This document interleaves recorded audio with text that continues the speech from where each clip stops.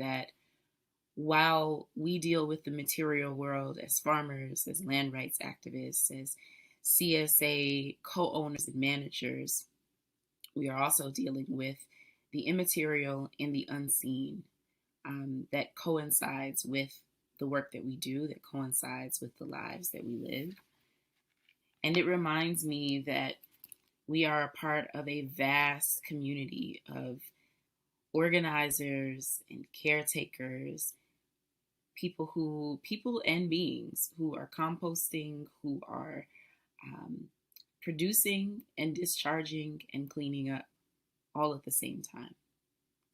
And while we may be recipients of that process, we may not always be cognizant of all of the many folks who are involved in that process. And so, in one vein, I'd like to lift up all of the folks who are on the ground doing that work, the community that I come from that often goes unseen and unheard and unknown, and also the other non human beings that are so critical to the work that we do, the lives that we live. As the former board chair of the Brooklyn Queens Land Trust, which is an organization that exists to protect and sustain the community gardens that were founded within Brooklyn and Queens, some of them as old as 40 and 50 years, the Land Trust model supports them in being able to continue doing the work of growing the fruits and vegetables from the homelands of folks who migrated and immigrated here, and ensuring that the green space that has been green for such a long time continues to stay that way, allowing those of us in the city to breathe a little cleaner because of their existence. And so, in my experience there, dealing with the interpersonal conflict as well as the conflicts of maintaining land for ways that are not often seen as useful because they're not profit driven, right? I think that it's really important to acknowledge that the work that we do does not always turn key into something that produces a number of dollars or currency for the industries that we're a part of, whether that be the government or the food industry, right? But it is important to acknowledge that we nourish each other through the food that we produce and also through the relationships in which we do it. And because there are so many of us, because there is that biodiversity, knowing when we can step in and lean in a little bit more and when we can take pauses and rest and allow someone else in our community to step up. And that fine dance, that balance between action, between rest, between resistance, and between negotiation is something that we have had to tread and navigate within Brooklyn Queens Land Trust as advocates and as growers for all of our existence. And many of us who are on the ground as farmers and organizers and CSA managers are very familiar with that fine dance. And so I want to say that I understand that I feel that.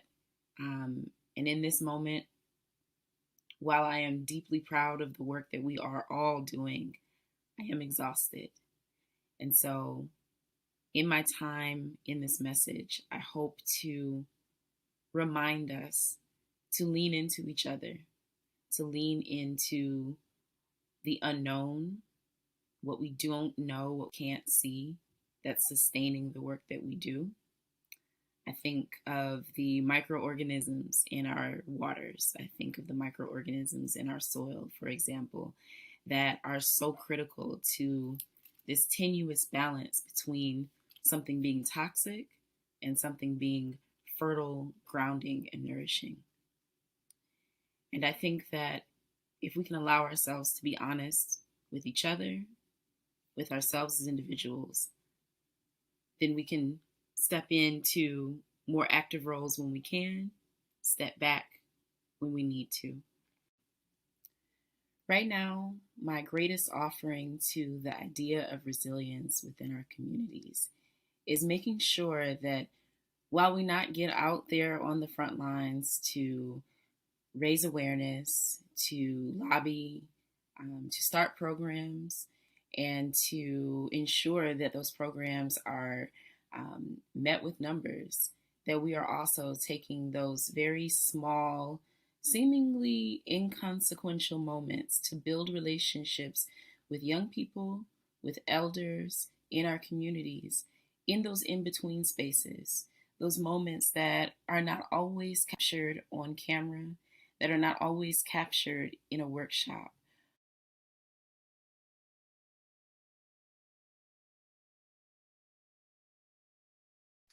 Oh, great. Thank you so much for sharing that. Yes, Sade is such a great farmer and speaker. I'm constantly inspired by her, and I'm really glad that she had a chance to share her perspective on building, intergenerational connections and nurturing ecosystems for living beings, human and otherwise.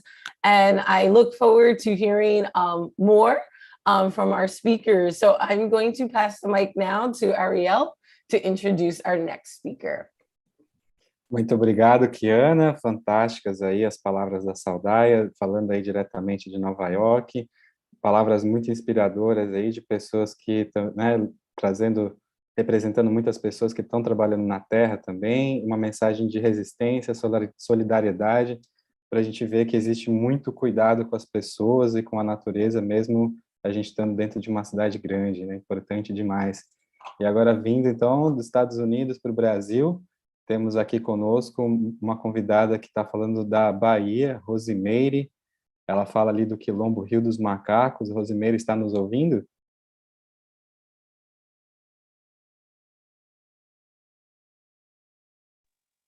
Oi, estou sim.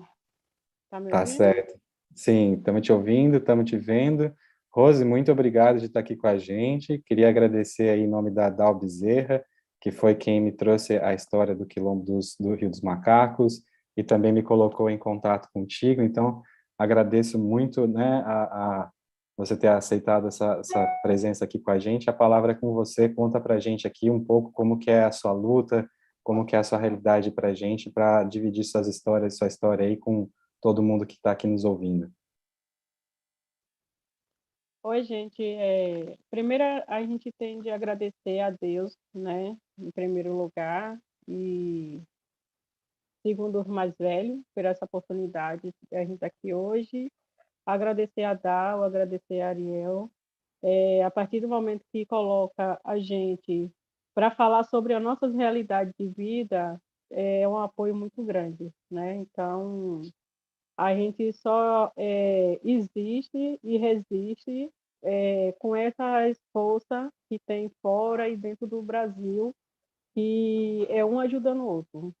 É um prazer estar aqui com vocês. O meu nome é Rosimeire dos Santos Silva, eu sou quilombola, sou trabalhadora rural, sou pescadora e sou uma das mulheres que luta para sobreviver, né? E sou uma das mulheres que está com a sua vida em risco, porque a nossa luta é pela resistência do território, né? E a terra e a água, que é a nossa vida, a terra é o nosso corpo, a água é nosso sangue. Não tem como a gente sobreviver sem esses dois. A gente tem uma grande luta em questão da Marinha de Guerra do Brasil, que é para defender a nação, para nós eles faz destruir, né? Então, assim, a gente está numa luta de 60 anos, né? Mais de 60 anos, para poder sobreviver nessa terra, que é onde a gente é de geração de escravo. Era uma fazenda. Nisso, 1960, a Marinha tomou posse, invadiu o nosso território e foi destruindo as nossas vidas dos mais velhos. Mais de 5.000 famílias foi expulso daqui de dentro, né? Então, hoje a gente tem 150 famílias, algumas ainda estão morando fora, mas está no relatório do RTD, que é do INCRA, e a gente tinha mais de 900 hectares de terra. Hoje com o trabalho da comunidade, junto com o movimento social, as organizações apoiando o território, a gente hoje tem 301 no RTD, né, que é um trabalho do INCRA que faz com a comunidade, e só tem demarcada 104 hectares e titulada 98, né? Então, assim, não foi fácil, não é fácil para ninguém. Eu sou uma das famílias que perdeu irmã, irmão, e pai e avó com essa guerra sangrenta. Eles foram torturados, teve omissão de falta de socorro, teve sequestro, teve vários tipos de violência contra o nosso povo, teve assassinato diretamente, e nisso, cada vez mais a violência aumenta dentro da comunidade e fora da comunidade. Então, assim, tem uma recomendação de fora do Brasil, para o Brasil, para a nossa comunidade, só que essa recomendação não é respeitada, né? Então, cada um ano a gente está perdendo uma pessoa assassinada dentro da comunidade, e a gente não tem resposta em questão desses assassinatos, em questão dessas violências todas. A gente é um grupo de mulheres que luta para sobreviver, sabe? Luta para as comunidades quilombolas. Se o Quilombo Rio dos Macacos cair, a luta do nosso povo vai tudo de água abaixo. Então, nossos mais velhos foi tombado aí na luta, eles não teve o direito nenhum de gritar, né? Como a gente tem hoje. Hoje a gente tem uma oportunidade de celular, tem uma oportunidade em questão da internet, pedir ajuda, divulgação em jornal, mas antigamente não tinha nada disso. Então, o verdadeiro guerreiro foi aqueles mais velhos que botou aí a gente para continuar lutando. Mas é uma luta muito sangrinha em questão da água, em questão da terra, né? Há últimos tempos, as comunidades quilombolas, a liderança está sendo assassinada, e quando eles colocam lá, eles falam que foi em questão... É porque eu não posso falar o nome, porque minha vida vai estar bem mais em risco, mas a palavra popular é...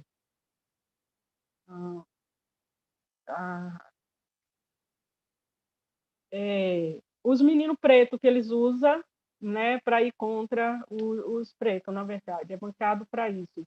E o governo não tem uma política pública para o nosso povo. A gente é obrigado a pagar o salário de algum deles para fabricar bala e arma e cadeia para os nossos meninos, né? E usar os nossos meninos contra nós mesmos. Então, é isso que acontece, e a gente pede uma grande investigação em questão dos casos dos assassinatos, só que quando chega na delegacia, o delegado bota que tem ligação do tráfico. Na verdade, não tem ligação do tráfico. Eu não vou aceitar que um dia eu ser assassinada e me ligar em questão do tráfico. Eu não tenho envolvimento nenhum. O meu pai e minha mãe, eles tiveram 17 filhos aqui dentro. Minha mãe nunca foi para o hospital. Então, a gente só sabe pegar no cabo da enxada, num pedaço de rede para pescar e numa vara de anzol para sobreviver. A gente não sabe mexer em outras coisas. Então, eu não vou aceitar que minha vida seja ligada nesse mundo popular, né? Então, assim, é isso que está acontecendo com as comunidades quilombolas, né? Estão destruindo o nosso povo, não tem investigação nenhuma, e o verdadeiro culpado não paga pelos seus crimes. E cada vez mais os nossos corpos estão sendo destruídos. A gente tinha um plantio, a gente tinha casa de farinha dentro da comunidade, tinha terreiro, que é na nossa religião, né? Então, foi tudo destruído pelos militares da Marinha. Hoje a gente está se recuperando com muita luta, né? Com muita luta, que a gente nunca teve casa de bloco, as nossas casas eram de barro e palha, foi toda destruída e queimada pelos militares. Mulheres sendo estrupadas, os nossos adolescentes sendo também, e os nossos velhinhos sendo assassinados, e, e os nossos bebês com fuzil na cabeça. Então, assim, a violência desde do ventre da mãe até quando coloca no mundo. E em 2014 eu fui sequestrada, porque eu vim para minha casa com minha filha. Quando a gente começou a divulgar a luta, que a gente recebeu a ordem de despejo em 2019, meu pai ele cansou, sabe? Ele chegou um momento que ele cansou, a gente tomou a luta na frente, e a maioria era criança, idoso e mulheres. Então, assim, foi uma luta muito sangria e está sendo. E a gente foi para a pista pedindo socorro, toda a rede social foi fechada as portas, porque quando a gente falava dos militares da Marinha de Guerra do Brasil, tanto o deputado federal, vereador, a justiça não queria ouvir a gente, porque a gente estava falando dos militares, né? A gente estava denunciando os militares.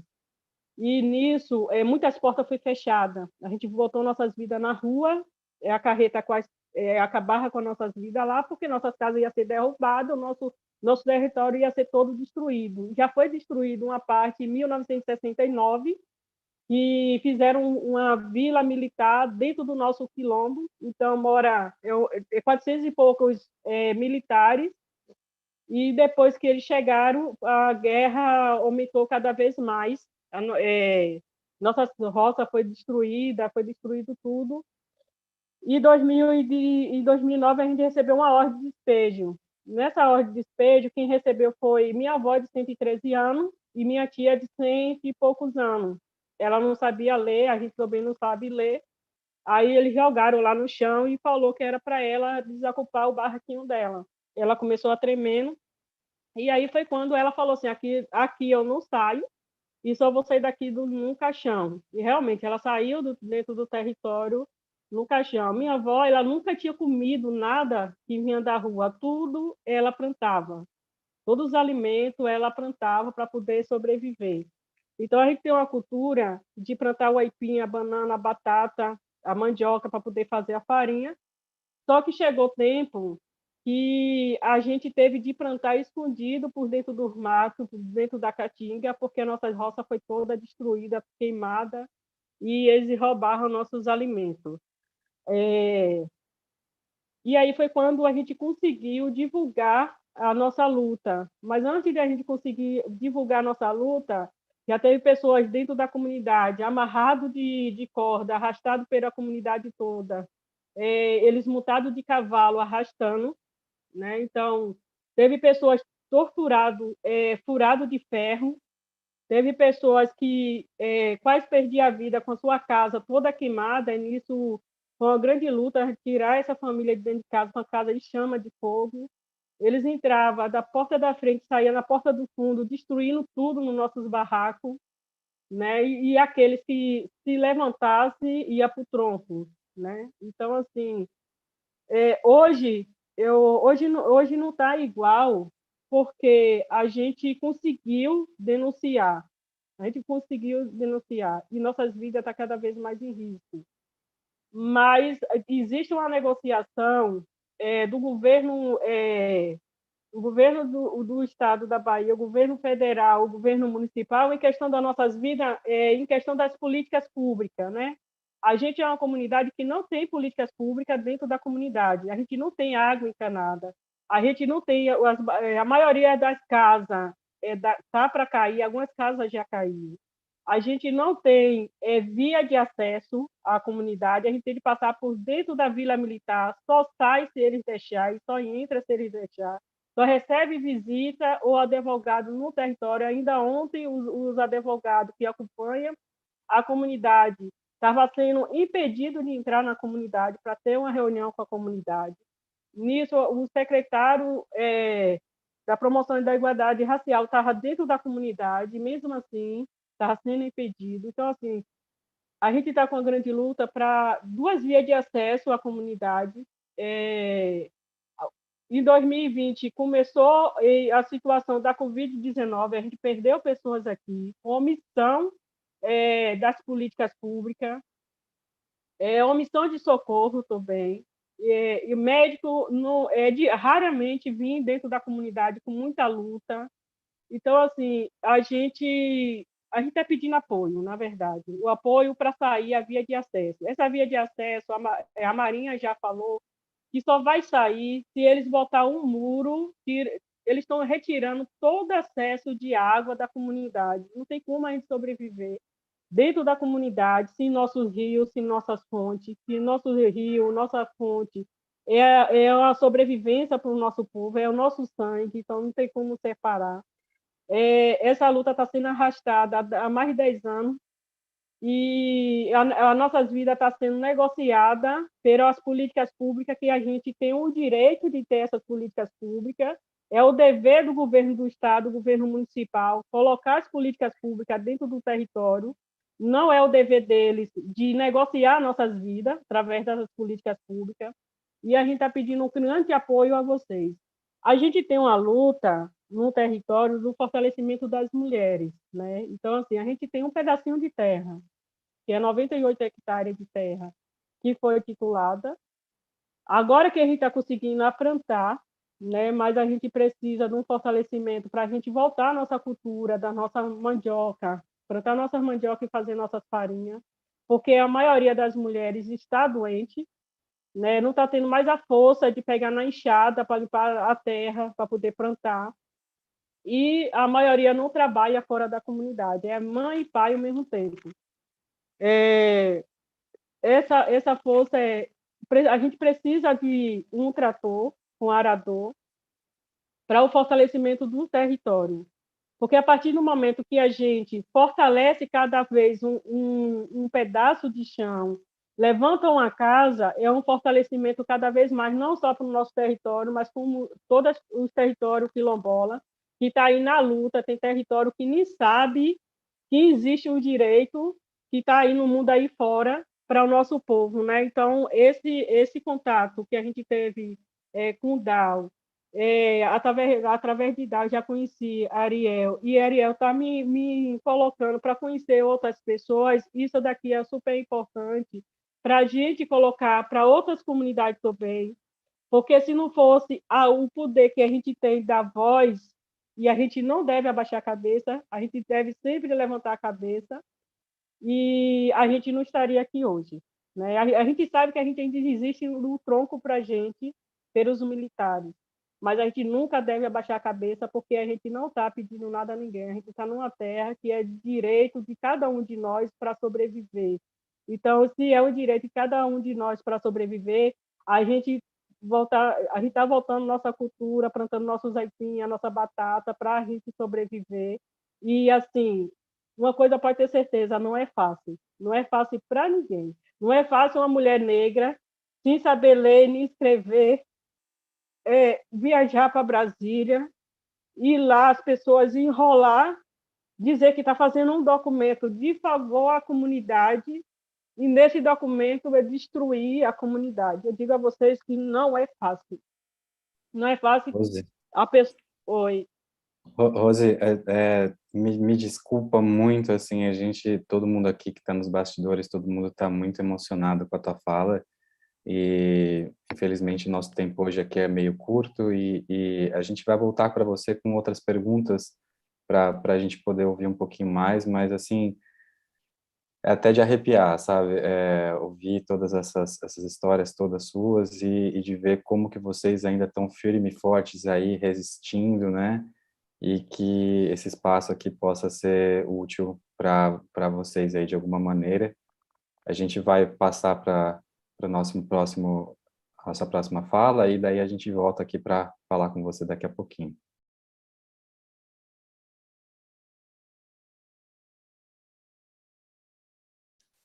Yes.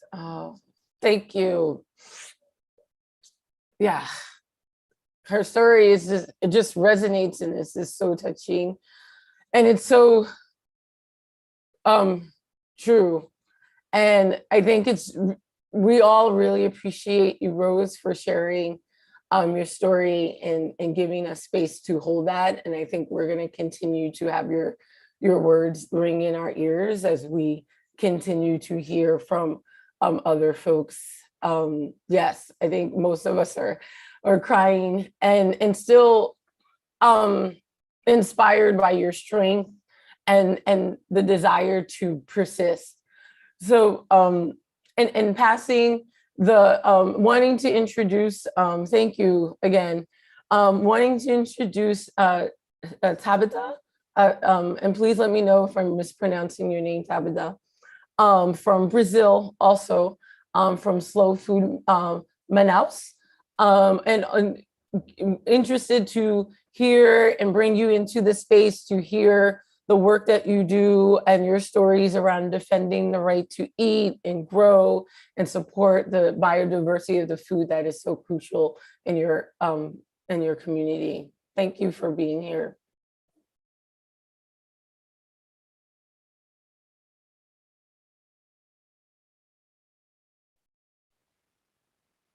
Bom dia, muito obrigada a todos pela oportunidade de fazer parte desse espaço de construção muito importante para a agroecologia. Muito feliz. Primeiramente, gostaria de manifestar a minha solidariedade e a solidariedade da nossa rede, da Rede Maníva de Agroecologia, com a história e com a luta da companheira Rose. Também muito emocionada aqui, acredito como todo mundo nessa plenária. Eu sou Tabitha Menta, eu sou estudante do curso de Agroecologia do Instituto Federal do Amazonas, do IFAM. Faço parte do movimento Slow Food, da comunidade Slow Food, pelo legado alimentar da Amazônia. Desculpa, a gente mudou de nome recentemente, éramos convívio e agora nos tornamos comunidade. Sou agricultora e técnica da CSA Manaus. Faço parte da Rede Maníva de Agroecologia, que é uma das principais redes de agroecologia aqui da região norte. Sou técnica do OPAC Maníva, que é um SPG, Sistema Participativo de Garantia, também é o único SPG atuante aqui na região norte do Brasil, por enquanto. E recentemente assumi uma cadeira na Catrapoa, via Slow Food. A Catrapoa é a Comissão de Alimentação Tradicional dos Povos da Amazônia, onde são construídas as políticas públicas voltadas para a segurança alimentar dos povos tradicionais no nosso estado e também no Brasil, porque muitas das políticas que a gente desenvolve, elas acabam se tornando políticas nacionais, tendo alcance nacional. E sobre a biodiversidade, né? Pediram para eu falar um pouco de como a gente trabalha a biodiversidade na nossa comunidade. O meu trabalho ele se dá em várias frentes. Dentro do Slow Food, que foi o movimento que foi convidado para estar nessa plenária, eu trabalho muito forte com a temática das punk. E até o ano de 2019, nós fazíamos oficinas, intervenções nas feiras orgânicas, produzíamos material de divulgação das plantas alimentícias não convencionais, das punk e dos produtos da biodiversidade para apoiar na comercialização dos produtos orgânicos. O Slow Food ele reconhece como uma pauta muito importante a atuação dos seus membros dentro das redes de agroecologia. Então, nem sempre a gente vai estar organizado enquanto movimento fazendo uma ação, mas a gente vai estar espalhado dentro das redes de agroecologia. E nos últimos 2 anos, a minha atuação dentro do movimento agroecológico ele foi mais forte nos processos de certificação e comercialização da produção orgânica. Fazer certificação orgânica aqui na Amazônia é um desafio muito grande pelas dimensões territorial, socioeconômica e cultural. A gente vive uma realidade em que boa parte, eu posso dizer que a maioria dos cultivos nas cidades do interior, nos municípios do interior, são 62 municípios aqui no nosso estado, é o maior estado do país, elas são de base agroecológica e quando recebem visita de verificação, quando passam pelo processo de certificação orgânica, a gente observa que a base daquela produção ela já é orgânica. ela já está dentro do sistema orgânico.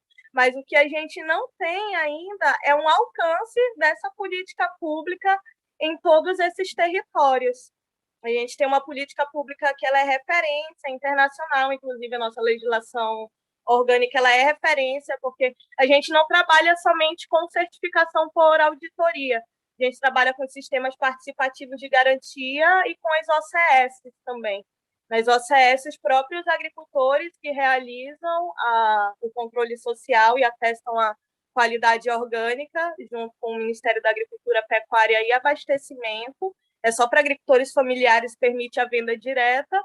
E no SPG, o agricultor ele recebe o selo, pode vender no mercado nacional, em alguns países também da América Latina eles reconhecem o SPG, e ele é disponível não somente para agricultores familiares e venda direta, mas também para produtos processados, para agricultores que não são agricultores familiares, então ele tem uma abrangência maior, porém é um sistema que ele exige mais trabalho e mais presença de técnicos em campo, o que encarece bastante o processo de certificação e a manutenção desse selo, né?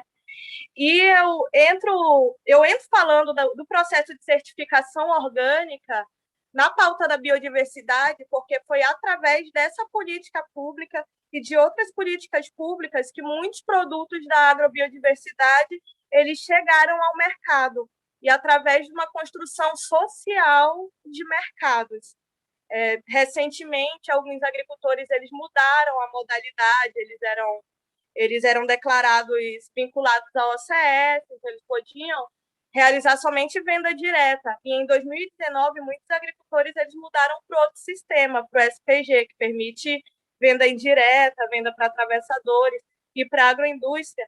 E isso possibilitou acesso a um número muito maior de mercados, o que foi muito importante quando a gente vai falar da pandemia aqui. Não podemos esquecer que Manaus chamou a atenção do mundo todo por ter se tornado um epicentro da pandemia.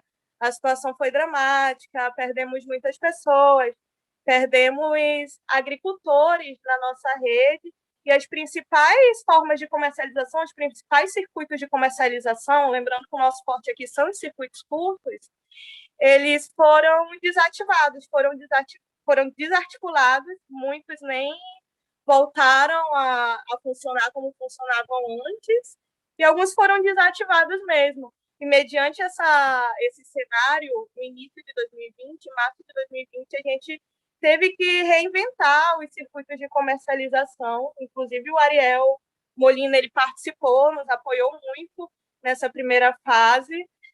A nossa principal feira orgânica ela era movimentada por agricultores da região metropolitana de Manaus, e eles são, na sua maioria, idosos.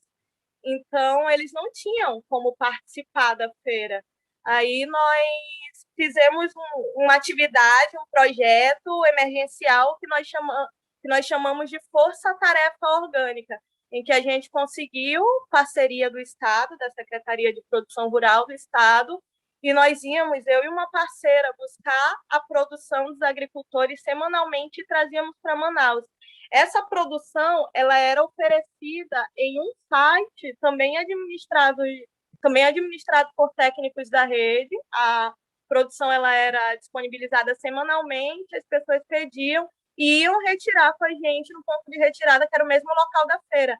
Mas como a gente não conseguia vender nem 10% da produção, lembrando que a gente está falando de um universo de quase 20 famílias, a gente acabava ficando lá, mesmo no meio da pandemia, usando muitos EPI, todos os EPI que eram disponíveis, que estavam disponíveis na época. A gente comprou os melhores, os de ponta, fizemos uma vaquinha e conseguimos comprar, e a gente comercializava ali na hora a produção dos agricultores.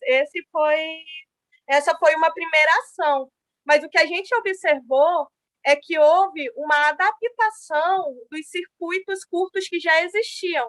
Por exemplo, os agricultores e os consumidores, eles já se articulavam em grupos do WhatsApp, em grupos de aplicativos de mensagens, nas redes sociais, mas com a suspensão das feiras, esses grupos, esses espaços, eles se tornaram espaços de troca, de educação, de promoção do uso dos produtos da biodiversidade e do controle social também, porque os agricultores eles postavam ali informações das propriedades, do plantio, da colheita, do processo de comercialização, e o consumidor ele conseguia acompanhar isso. E dentro do sistema orgânico brasileiro, esse controle social que ele é realizado pelo consumidor, ele é facultativo, porém ele é considerado de grande importância para adicionar credibilidade ao processo de certificação daquele grupo, a conformidade orgânica daquele grupo. Então, a gente observou que teve o desmembramento de alguns circuitos que já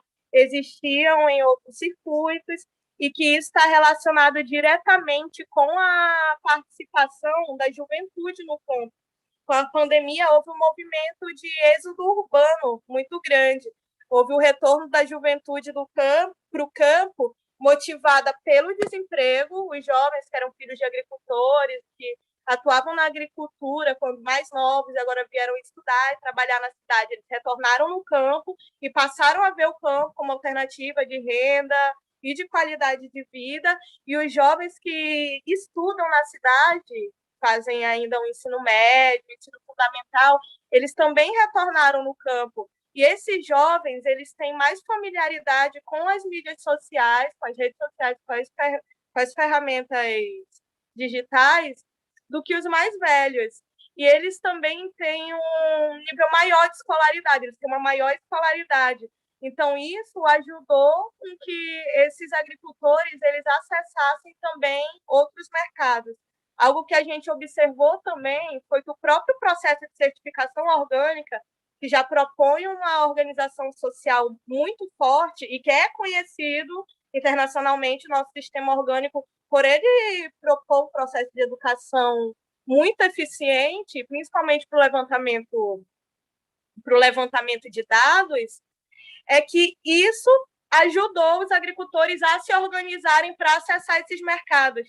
E esses mercados, eles serem de base social e a maioria ser acompanhada por técnicos que fazem parte do processo de certificação, de verificação, que são verificadores da qualidade orgânica, como eu, por exemplo, ajudou o próprio SPG a ter os dados de comercialização que os agricultores não conseguiram mapear, não conseguiram descrever por serem circuitos novos, ou pelo menos novos aqui para a nossa realidade.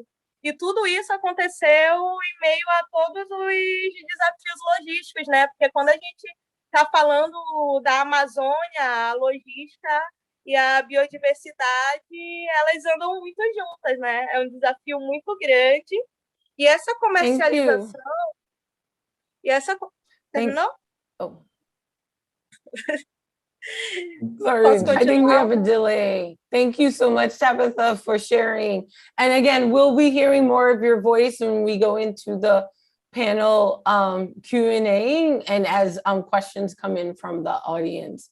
But thank you. Yeah, stories of resistance are like so critical and so good to hear from different folks. We're going to lift up and welcome Walapa now to speak on her work and resilient stories here that she's been doing in CSA in Thailand. Yes, hi everyone. So yeah, another part of the growth now, you shift to Asia in a small country, Thailand. I think to give you some impression what is our work. I don't know, is on the screen or not? Is there? Okay, good. This is our CSA. This is our farmer. You will see that the farmer sit behind, very shy here. And in front is the consumer, and we are one of them. And this is started in 2003. And you have seen all these detail we are put in the basket here. And this is we have farmer facilitators, mean that there is a coach, the mentor. This is an indigenous farmer sit behind. So we have around, this is every Monday we will receive this kind of mixed kind of veggie. We have a first family in the urban. We are live in Bangkok. And our farmer is around 2 or 3 hours away. But I think the point is that CSA in Thailand is not that successful, because they have only 5 groups of CSA. We are one of the group, the first group, which is almost 20 years now. But what we use CSA principle more at the schools, at the primary school and at the district level hospital in the rural area. And I think that, as previous speaker said, organic food should not only for the supermarket or the high-end people, for we think about organic food for all, or healthy food for all. So this is the story that I would like to share. This is the community farmers work with the schools. So you can see the local farmer, for me, is a local hero, that they really care for the kids. Normally, if they have a skill or a capacity to grow organic vegetable, the market is, in order to have a better price, it will go to the high-end market in the department store or supermarket. But here, the villagers willing to work with the teacher, this is the head of the farmer groups, in order to have organic vegetable with not quite a fair price. At least they guarantee the price, and they work with the school. So we have around 150 schools who are really operate over these several years, but the 30 schools can be operate with in a very more successful. So they have a PGS, participatory guarantee system, and we hope that in the future the government scheme on the green procurement will facilitate more throughout the country. The second principle of CSA, not at the household level, but at the institutional consumer, is a hospital. As I said, is in the district level. So you can see the farmer work with the hospital staff to really visit the farm and know how the farmers can really grow in a natural farm. Here is a natural farm. And they really have a weekly market, plus bring their veggie to the kitchen. So this is and we have around 25 hospitals at the district level that they can have a menu of the, the food menu of the hospital, work with the production farm plan to really coordinate how to produce the menu according to the harvest of the farmer. So we have around 25 hospitals. And again, we have PGS. And we hope that throughout the district level, they have 700 hospitals. At least we have 25 hospitals. And we have 380 hospitals that have weekly clean market. This is, but over 10 years. It's not just a quick thing, but it takes time. And the farmer markets, I think that it is a kind of, though it's not really a CSA, but they have community-based market where they have a regular consumer visit. Most of these farmer markets, they can sell all their products. So I just be quick, because I think that we have more speaker. For me in CSA and relationship foods is, CSA is a classical model, but we need farmer markets, and we need the institutional consumer like schools and hospital that practice in the CSA manner with the PGS. I think that's all I would like to share. So, thank you.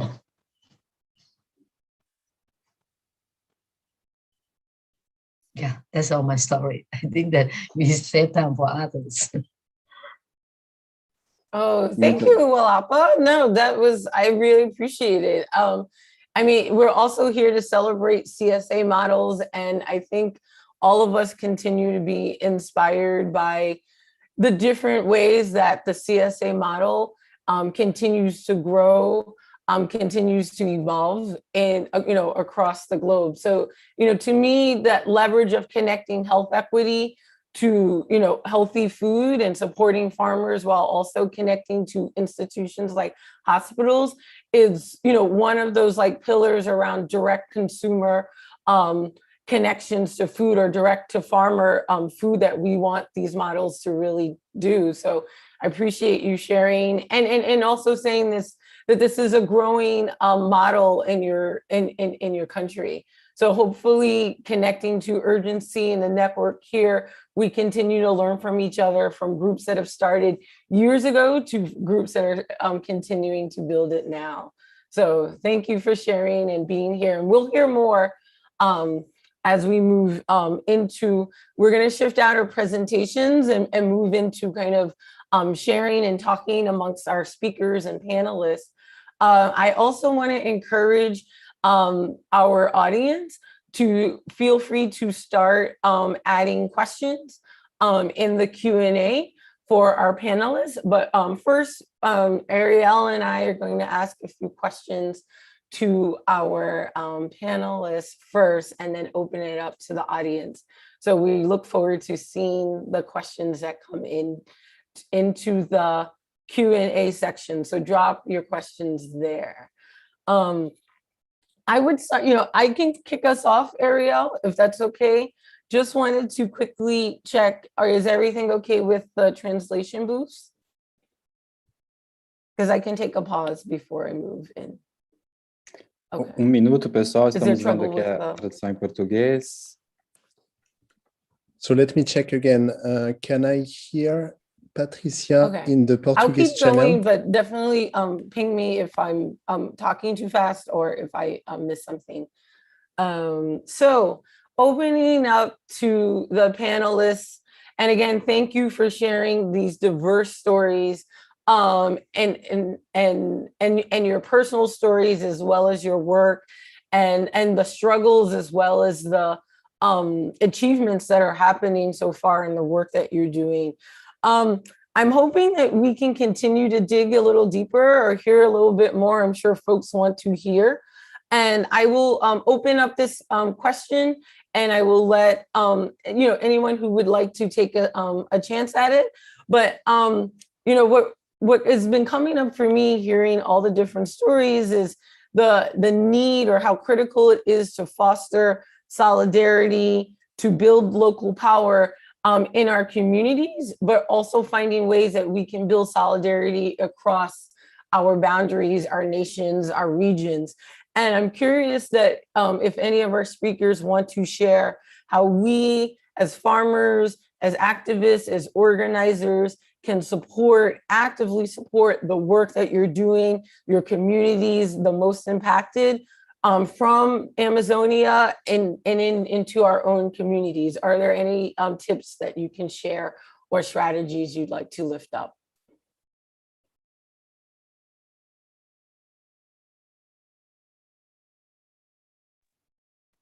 I'm sorry, but I think we ain't got Portuguese interpretation yet, so I will tell this in Portuguese and to see if you can fix that and people can understand.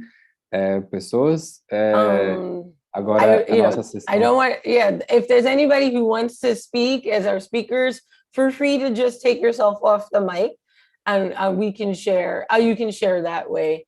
I think in the meantime, while folks get their thoughts together, something that I would share on behalf of Sadea, and we talk, just so you know, I'm not speaking for her, but there's some things that I do know about her work, and some of the things that she wanted to share since she couldn't be here live is, I would say, in terms of building solidarity, I think what she has found in the work in her spaces, in urban spaces in our 5 boroughs, is the connection to Black and Indigenous practices growing practices, community practices, like how do we not just grow food together, but how do we share food together?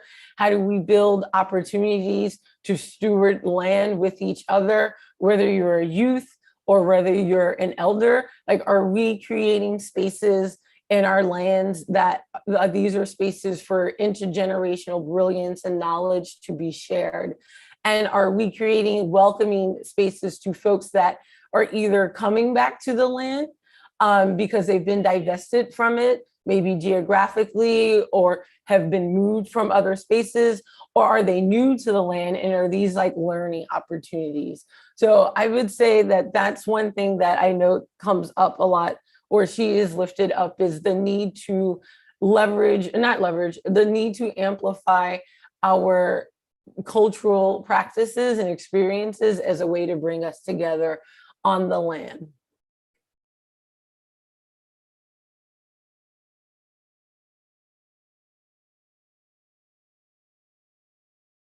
Anyone else? Walapa, I'm curious, is there any additional insight that you would love to share with us around how to support the work that you're doing? Yeah, sorry, I didn't know. I thought I still have 3-4 people follow my presentation. I didn't know that I'm the last one. I would like to ask a few elements if I have time. I think that we need, the approach that we have to deconstruct the existing conventional food system at the moment. And the best one is that to point out about the externality, the external factor, that how the conventional food at the moment operate in such a way that they create the environmental costs, health costs, and social costs. I think that the external factor need to be worked it out. And the UN Food Summit system, the UN Food System Summit recently, whether we like the UN Food Summit or not, but and they have a people food summit as well, parallel with that. But the scientists have pointed out that the externality of these three costs, health costs, environmental costs, and social costs, have 20 trillion US dollar, double the price of the whole food as a global. So it's a huge damaging that the conventional food have operate at the moment. So I think that we should have a movement that we point out about externality. That is the first thing. And the second point, we just have a network called Food as a Common. Food as commons is a concept that we share like common future. We share the only one planet. So food as a common, food have multi-dimension of commons, not only natural resources, but the relationship as well. So how can we really, the story of Lowe's is very moving, and how we have a kind of powerful concept like commons to really binding us from all parts of the globe, from north, from south, from east and west. All these have to come up, that food as a common. And together we have to deconstruct the conventional food system that are very harmful. And the social cost that you see, not only Lowe's story, but here in Thailand also, the whole food supply chain at the lowest is a farmer, and very often that at the spot market, the farmer have no choice, have to sell it in a very cheap way. So we really have to work it out. And I'm thinking that the CSA need to have related other model, not only CSA, how we can both scaling out and scaling up. But I think that for the scaling up, we need also to have more a network apart from CSA network. We need to really work with more like PGS, like farmer markets, which is related to the CSA if CSA are very strictly to be classical model, we have to allow the diversity of CSA as well. If not, CSA will be a very unique small unit. So we need to have expand the CSA concept and see what is the compatible of the whole CSA. If we're mapping the CSA, we should what is the compatible or common ground, but around contextual CSA also, the diversity of the CSA and all these things. Yeah. So. Oh yeah, no, I agree. I mean, I think it's, really relevant in terms of seeing our food as the commons and protecting, our food as a right. And, I think what we're hearing in a lot of these stories is what happens when food is used as a weapon. So our counter to that is protecting the commons, is protecting our rights to food and to grow food. And I think your point around connecting our, what is a unique model like CSA or other land-based solidarity models, and how to bridge those solidarities. Are there common ground? Are we? I think for me, I see that often, and those questions come up even in the Northeast in North America as well. And I think the opportunities there are really around supporting the biodiversity in that region, supporting intentional scaling, like you said, up and across for our farmers, for community-driven models. And I think we start to then see how other models like community-driven farmers markets, even buying directly wholesale, like in bulk, are we potentially offering ways to aggregate for our small farmers, for our farmers of color, for our indigenous farmers. So we're supporting their practices on the ground and getting the food further out to the community. So yes, I totally agree. Like some of the evolution is building the solidarity, not just in terms of membership, in terms of farmers, but also in terms of models. And are we building a healthy, resilient ecosystem that is supporting a multiplier effect of economy, of policy, of scale, and we're supporting each other in the work that we want to do. And to me, oftentimes that common ground is the farmers that we want to support and the value chains that are getting the food further out to the most impacted. Thank you so much, Walapa. I want to just check in. Is it, Ariel, are we able to share or hear from some of our Portuguese speaking speakers for this question? Let me just, I think we're still having some problems with the Portuguese interpretation. I'll just have the message in, let me just see here. 1 second, please. Yes. Do you want me to come in, Ariel, here? Please, just. Yes, shortly. So we have really a major bug with Zoom. We are really sorry about that. What I suggest we can do is if we move to the closing part, perhaps Patricia, please confirm me, Patricia, can you interpret consecutive from the floor? Is that possible for you? Patricia, if you are with us now. You told me you are out of the booth, but I cannot hear you. Okay, so I think even this is not going to work. So I'm not sure what we can do except having English and Spanish, which are the 2 languages remaining. I'm very sorry about that. Georgia is translating now for the final part. Georgia, you're back in the Portuguese booth. Can we hear you? Portuguese channel. Georgia, we cannot hear you. We can't hear anything in the Portuguese channel. No, I don't think we can. In the meantime, Jocelyn, while you try to work it out, I think that I see a question in the Q&A, and I think your suggestion in transitioning might be good. Before we do that, I just want to just remind folks that thank you, Ariel, for earlier in the chat box. There are links to more information from Sadea's work around the Brooklyn Queens Land Trust. For definitely find that link so you can hear and learn more. There's a link to a documentary that speaks a little bit more about the Maroon community that Rose is coming from. So if you want to learn more about her and her work and her community, just continue to look in the chat for those links.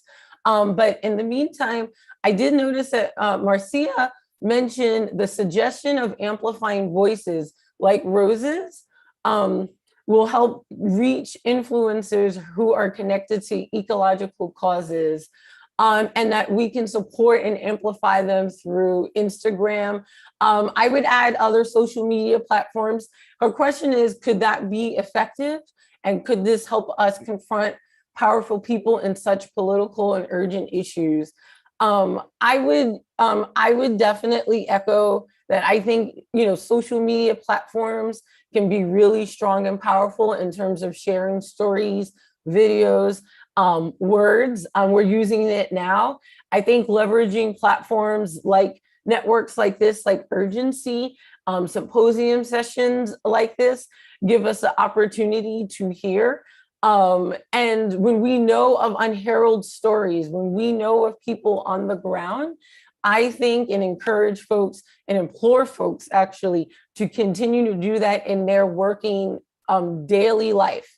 I think oftentimes, in particular, voices of Black and Indigenous leaders and speakers get tokenized into one or two narratives or one or two stories, and then they're the only faces that we see in the magazines, in the conferences, and that's just not going to move us further. What we really need to hear and see is meeting folks like Rose and Tabitha and Walapa where they're at, giving them space to help support and create opportunities for them to speak directly to us, to tell us what their stories are, and to think and build together the solutions and strategies.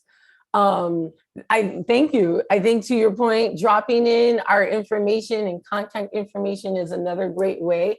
So yes, I think we need to confront, if we're going to decolonize our food systems, the way we're going to do that is with each other. And we're not going to often know what is really impacting our people, our most vulnerable, unless we hear and see their stories.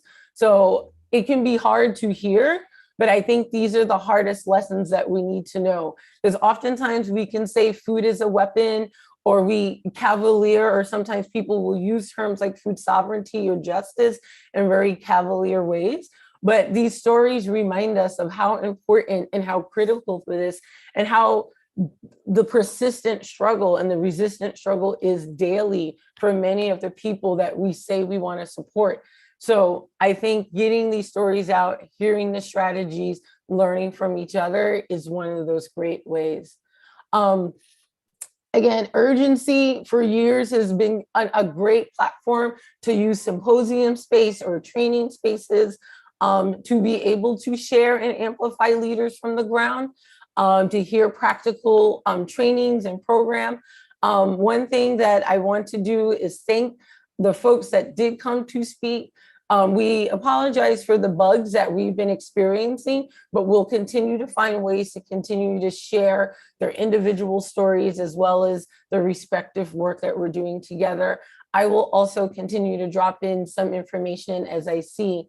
I will pass the mic to one of our closing speakers, which is Liz Henderson, a longstanding active member of Urgency on the ground in our Northeast North American lands, a farmer, very much a pioneer and vanguard in the CSA space, and offering opportunities to bring in new and emerging voices to our work. I will share really quickly one of my actual first opportunity to engage with urgency very much came from Liz encouraging me to speak at a plenary quite like this one in Beijing. So this was a few years ago, and I didn't think I was ready to do it, but she connected me to the group and the space, and now I grew into being a board member. So I think amplifying voices, this is like one example that I can share personally. So I will pass the mic to you, Elizabeth, to help us lift up and close for our speeches today. Thank you, Kiana. I have had the honor to serve as the honorary president of Urgency. And in this role, I would like to thank everybody on behalf of the organizing team, to all the visible and less visible people who have made this online dream of being in the Amazon a reality. There have been all the interpreters who've been voluntary, Coati, and in particular Axel, who coordinated the interpreters, all the sponsors, the Rosa Luxemburg Foundation, the Charles Leopold Mayer for the Progress of Humankind and Erasmus programs, the Horizon 2020 program of the European Union, and then all the special volunteers, Nolwenn, Brandusha, Wojciech, Cornelia, and so many others who have a hand in putting together these presentations, and all the wonderful speakers who've shared their knowledge. We've had 107 speakers altogether from almost as many countries, and there have been more than 600 people who registered for this conference. There's a list of countries represented in the sessions: Brazil, Colombia, Guatemala, Trinidad and Tobago, Ecuador, Panama, Mexico, the United States, Canada, Togo, Ghana, Burkina Faso, Morocco, Algeria, Tunisia, Egypt, Palestine, Lebanon, Turkey, Greece, Romania, Serbia, Croatia, Italy, Spain, Portugal, France, Switzerland, Austria, Hungary, the Czech Republic, Poland, Germany, the Netherlands, Belgium, the United Kingdom, Ireland, Norway, Sweden, Finland, Russia, China, India, Thailand, the Philippines, Japan, and New Zealand. So if I didn't mention your country, put it in the chat. This is truly community-supported agriculture and the solidarity economics around the world. And I want to give a special thanks to Ariel and the Brazilian team. So it's been really extraordinary to, even so ethereally, to touch down in Brazil and in the Amazon, to hear the story of Rosa. We hear about the forests in Brazil being on fire on the news all the time, but to actually hear from someone whose part of the forest has been burned down and whose land has been stolen by the forces of destructive global industrialized food system is just wrenching and makes us so much more real. And on the other hand, to see the beauty of the country and the food that you have. I mean, the whole Brazilian story is so amazing. CSA in Brazil was started by a German artist, a man named Herman Pohlmann, 10 years ago. He ignited the organization of Brazils. And when I first heard about it, I thought, well, we'll see what happens. But it really has taken off and spread all over the country. It was amazing in this symposium to have the special blessing from Komu to clean out the air of all the destruction that's been making us so sick from these triple crises of the climate, of COVID, of colonialist white supremacy, propped up by the capitalist military machine that's deliberately wasting enough resources to rebuild all of the food systems of the entire world. So our movement offers a healing alternative for the planet. This is the 25th anniversary of food sovereignty, but also the 50th anniversary of organizations like NOFA and for the whole CSA movement. We can solve the problem of the world by keeping the scale much smaller of local food systems alive. And that's been the problem that we have been working on to solve. And our answer is really very simple. The concept of sharing the risk and the abundance of local farms among the farmers and the people who eat the food. So here we have a confluence of social movements for clean and healthy food, for farmer and peasant and farm worker justice, for cooperatives, for the solidarity economy, for mutual aid. It takes a different form in each country, and that is so wonderful because our biodiversity is also social diversity, and that makes it very rich for all of us to learn from one another. The pundits are warning us against degrowth, but listening to indigenous voices, to the farmers and peasants from around the world who are living in harmony with Mother Nature and building local resilient communities, we know that this is a way of life that offers a rich and joyous way to live together and to share among our communities and to build a new world together that's going to survive these terrible crises that we're going through.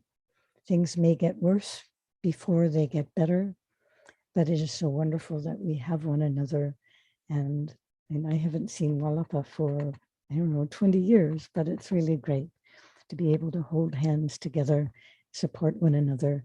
And thank you, Kiana and Ariel, for hosting this final event.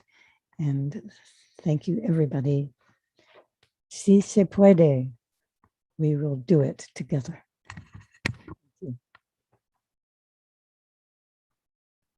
Thanks, Liz, for the words. Thank you, everyone who were with us until now. And this is our final plenary, but still we do have some workshops today, and don't miss a decolonial debate today with people from Federal University from Rio, which are presenting us with that. And yeah, sorry for the technical problems in this session. Sometimes it happens. And thank you, Kiana, for being with me here. Thank you, Rosie, Meire, in the Quilombo Rio dos Macacos. Thank you, Tabitha, for being with us here from Manaus. And thank you, Walapa, for hearing from you from Thailand. Yes, thank you so much. Thank you, Ariel. This has been such a journey. Thank you for the speakers and the folks that have stayed with us and listened to our stories. Thank you so much. Thank you, Walapa, Tabitha, Rose, Liz.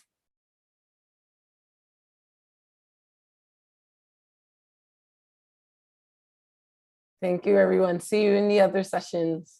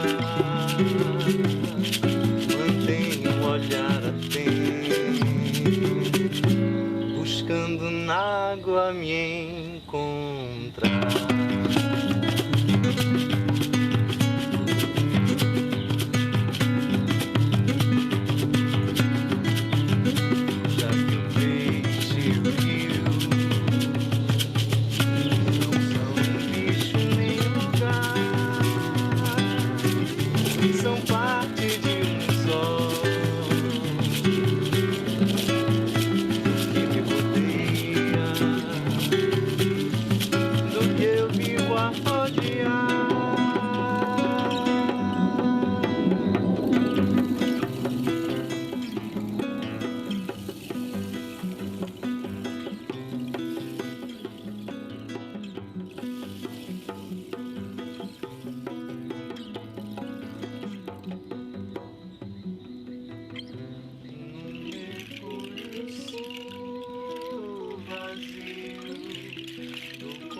Sou parte também,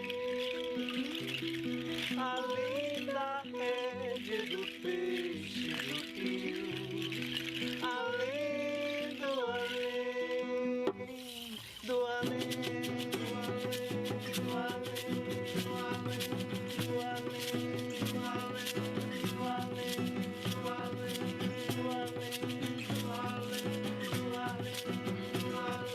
do além, do além, do além, do além.